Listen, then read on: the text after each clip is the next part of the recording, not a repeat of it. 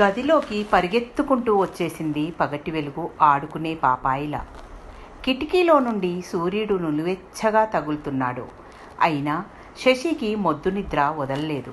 పక్క గదిలో నుండి లలితా సహస్రనామం హెచ్చు స్థాయిలో వినిపిస్తుంది.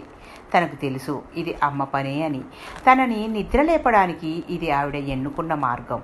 ఇక లేవక తప్పింది కాదు.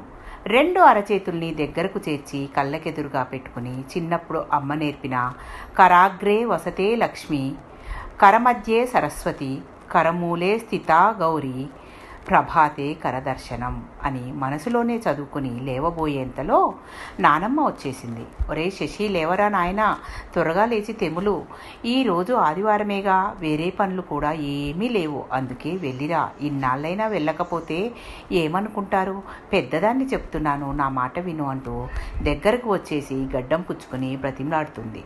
తనకు తెలుసు మంచం దిగడానికి ఏ మాత్రం ఆలస్యం చేసినా అమ్మ కూడా వచ్చి ఇదే పాట పాడుతుంది. పైగా ఏడుపు కూడా మొదలెట్టేస్తుంది. అయినా ఏమిటి వీళ్ళ బలవంతం, తనకు తెలీదా వెళ్ళాలో వద్దో? కట్టుకున్న భార్య మీద అంత ప్రేమ లేని వాడినా, కాకపోతే ఆ పుట్టిన బిడ్డే తనకొద్దు అని చెప్తున్నాడు. అసలు మొదటి నుండి చెప్తూనే ఉన్నాడుగా, ఆడపిల్లైతే వద్దని. వినరేంటి? పైగా వాళ్ళ బంధువుల్లో బోలెడంతమంది పెంచుకుంటాం ఇవ్వమంటున్నారుగా, ఇచ్చేయొచ్చుగా. తను అనుకున్నట్టుగానే అమ్మ వచ్చేసింది. మళ్ళీ మొదలుపెట్టేసింది. ఏంటమ్మా, నేను వెళ్ళను అని ఎంత చెప్పినా వినరేంటి? ఎంత పెంచినా ఆడపిల్లేగా, ఎందుకంత కష్టం, ఇచ్చేస్తే పోయేదానికి అంటుంటే అమ్మ మధ్యలోనే అందుకుంది. ఎందుకురా ఆడపిల్ల ఆడపిల్ల అని అంత కేవలంగా మాట్లాడుతున్నావు? అమ్మగా ఆడపిల్ల కావాలి, ఆలిగా ఆడపిల్ల కావాలి, కూతురుగా మాత్రం ఎందుకొద్దు? నీలాగే నా తండ్రి కూడా అనుకుని ఉంటే ఈరోజు కొడుకుగా నువ్వు ఉండేవాడివి కాదు. మీ మామగారు అనుకుని ఉంటే భర్తగా కూడా ఉండేవాడివి కాదు. అసలు నీ ఊసే లేకుండా పోయేది. అందరు తండ్రులు నీలాగే అనుకుంటే రాబోయే తరాల్లో ఆడపిల్లను కథల్లో మాత్రమే వినాల్సి ఉంటుంది. అమ్మ జాతి అంతమై మనిషి జాతి అంతరించిపోతుంది. నీలాంటి తెలివితేటలు జంతువులకు ఉండవు కాబట్టి అవే రాజ్యమేలుతాయి. ఒరే శశి, మళ్ళీ మళ్ళీ చెప్తున్నాను, కావాలనుకుంటే నీ కూతురుని, నన్ను, ఇద్దరినీ కావాలనుకో, లేకపోతే ఇద్దరినీ వద్దనుకో, ఇంతకు మించి నీకు చెప్పేదేమీ లేదు అంటూ చాలా కోపంగా వెళ్ళిపోయింది. అతనికి ఆశ్చర్యమేసింది. అమ్మకి కూడా కోపం వస్తుందా అని. రోజులు గడుస్తున్నాయి. భార్య ఎన్నిసార్లు ఫోన్ చేసినా అతను వెళ్ళలేదు. ఓ రోజు ఆఫీసు నుండి ఇంటికొస్తూనే పడుకుండిపోయాడు. విపరీతంగా నీరసం, ఒళ్ళంతా నొప్పులు, కళ్ళు మూతలు పడుతున్నాయి, పైకి లేవలేకపోతున్నాడు.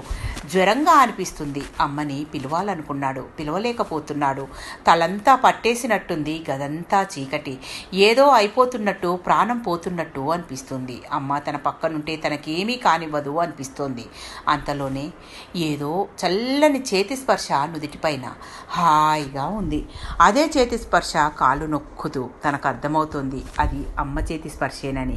శశి శశి అంటూ అమ్మ గొంతు పిలుస్తూ ఉంటే ఆ గొంతే తనకు ప్రాణం పోస్తున్నట్టు అనిపించింది. అమ్మ తన ప్రేమని రక్షక కవచంలా తన చుట్టూ కప్పేసినట్టు అనిపిస్తోంది. ఇప్పుడు ఆ కవచంలో తనకి ఏమీ కాదనిపిస్తోంది. నిస్సత్తుగా కళ్ళు తెరిచాడు. ఎదురుగా అమ్మ తన వైపే చూస్తోంది, నీళ్లు నిండిన కళ్ళతో. ప్రేమగా తల నిమురుతోంది. మగతలోనే అమ్మ చేతిని గట్టిగా పట్టుకుని అంటున్నాను, శశి, అమ్మా నన్నొదిలి ఎక్కడికి వెళ్ళొద్దని. అమ్మ అంటుంది, వెళ్ళను, నిన్నొదిలి ఎక్కడికి వెళ్ళను నాన్న, వెళ్ళవలసి వచ్చినా వెళ్ళి మళ్ళీ నీ కూతురునై నీ పక్కనే ఉంటూ అమ్మలా ఇలానే చూసుకుంటా అన్నది. ఆ మాటతో అతను ఉలిక్కి పడ్డాడు. ఒకవేళ అమ్మ లేని రోజంటూ వస్తే అన్న ఆలోచనతో అతనికి భయమేసింది. అమ్మ మాట అర్థమైంది. అంటే కూతురు ఉంటే వృద్ధాప్యంలో కూడా అమ్మ ఉన్నట్లేనా? అమ్మ తన పక్కన లేని రోజుల్లో తనని అమ్మలా చూసుకోవడానికి భగవంతుడు తనకిచ్చే మరో వరమేనా కూతురంటే? ఇదేనా అమ్మ తనతో చెప్పాలనుకున్నది? ఆ మాట అతనిలోని మూర్ఖపు తండ్రిని తట్టి లేపింది. తన మొద్దు నిద్రను లలితా సహస్రనామంతో మేల్కొల్పినట్లుగా. అసలు ఏ వయసులోనైనా ప్రతి ఒక్కరికి అమ్మ అవసరం ఉంది. చిన్నప్పుడు అమ్మ రూపంలో, ఆ తర్వాత భార్య రూపంలో, వృద్ధాప్యంలో కూతురు రూపంలోనో కోడలి రూపంలోనో. ఇప్పుడు అతడు నిజంగానే మేల్కొన్నాడు. ఆ మర్నాడే అత్తగారింటికి బయలుదేరి వెళ్ళాడు. లోపల భార్య, ఒడిలో బిడ్డతో. ఆమె తల్లి అయిన తర్వాత ఇన్నాళ్లకు చూస్తున్నందుకు బాధపడ్డాడు. అడుగుల చప్పుడు విని తల పైకెత్తి చూసింది. ఆమె కళ్ళు ఒక్కసారిగా మెరిశాయి. ఆ కళ్ళలో ఇన్నాళ్లుగా భర్త రానందుకు కోపం లేదు, ఇప్పుడైనా వచ్చాడన్న సంతోషం తప్ప. ఎదురుగా ఉన్న కుర్చీ చూపించి కూర్చోమంటూ బిడ్డను జాగ్రత్తగా అతని చేతుల్లో పెట్టింది. కూతుర్ని అలానే చూస్తున్నాడు. చేతుల్ని పైకెత్తి కళ్ళకు దగ్గరగా పెట్టుకుని ఏదో అవ్యక్తమైన అనుభూతి. ఆ చిన్ని చిన్ని కాళ్ళు చేతులు కదిలిస్తుంది. అలా కదిలించేటప్పుడు ఆ చేతులు తన చెంపల్ని తాకుతుంటే తను చేసిన తప్పుకు అమ్మ మెల్లగా దండించినట్టు అనిపించింది.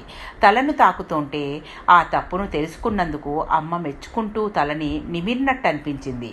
ఆ చిన్ని పెదవులు సున్నాలా చుట్టి ఏదో పలుకుతున్నప్పుడు ఆ పలుకు ఆ తండ్రి చెవులకు ఓంకారంలా అనిపించింది. చిన్నప్పుడు నేర్చుకున్న కరాగ్రే వసతే లక్ష్మి శ్లోకంలోని లక్ష్మి, సరస్వతి, గౌరీ ముగ్గురూ కలిసి ఒకే రూపంలో తన చేతిలో కొలువై ఉన్నట్లు అనిపించింది. తన కళ్ళలోని ఆనంద భాష్పాలు రాలి కూతురి చిన్ని చెక్కిళ్ళ మీదుగా జారుతుండగా ఆ చిట్టి పాదాల్ని కళ్ళకద్దుకున్నాడు, తన తప్పును మన్నించమన్నట్టుగా. ఇప్పుడు అతనికి అనిపిస్తుంది, ఆడపిల్లంటే అక్కడి పిల్ల మాత్రమే కాదు, యావత్ సృష్టికి జీవం పోసే జగజ్జనని అని. ఆడపిల్ల పుడితే అమ్మ పుట్టిందని భావించే నాన్నలందరికీ శిరస్సు వంచి పాదాభివందనం చేసుకుంటూ, దేశాన్ని అమ్మతో, భూమిని అమ్మతో పోలుస్తూ తమకు పుట్టే బిడ్డ మాత్రం ఆడపిల్ల కాకూడదనుకునే నాన్నల కోసం. Thank you. మీ పద్మజ.